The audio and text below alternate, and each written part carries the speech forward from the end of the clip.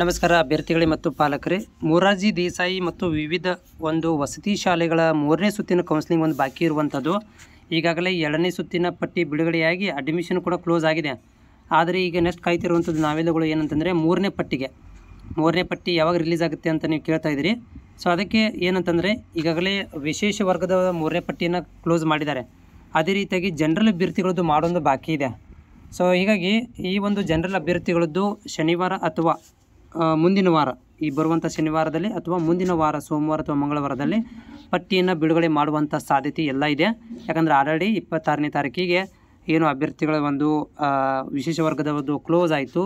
ಅದನಂತರ ಏನು ಮಾಡಿದ್ದಾರೆ ಅಂತಂದರೆ ಇವರು ನಮ್ಮ ರೆಗ್ಯುಲರ್ ವಿದ್ಯಾರ್ಥಿಗಳದ್ದು ಸಾಮಾನ್ಯ ಅಭ್ಯರ್ಥಿಗಳದ್ದು ಪಟ್ಟಿಯನ್ನು ಬಿಡುಗಡೆ ಮಾಡೋದೊಂದು ಬಾಕಿ ಇದೆ. ಸೊ ಅದು ಆಲ್ರೆಡಿ ಆಲ್ಮೋಸ್ಟ್ ರೆಡಿಯಾಗಿದೆ ಅಂತ ಹೇಳ್ತಾ ಇದ್ದಾರೆ. ಸೊ ಕಾಲ್ ಮಾಡಿ ಕೀದವರಿಗೆ ಕೇಳಿದಾಗ ಅವ್ರು ಹೇಳಿದ್ರು ಶನಿವಾರ ಅಥವಾ ಸೋಮವಾರ ತನಕ ಬರುತ್ತೆ ಅಂತ ಒಂದು 2 ಆಪ್ಷನ್ಗಳನ್ನು ಕೊಟ್ಟಿರುವಂಥದ್ದು. ಅದನ್ನೇ ನಾನು ನಿಮಗೆ ವಿಡಿಯೋ ಮುಖಾಂತರ ಶೇರ್ ಮಾಡ್ತಾ ಇದ್ದೇನೆ.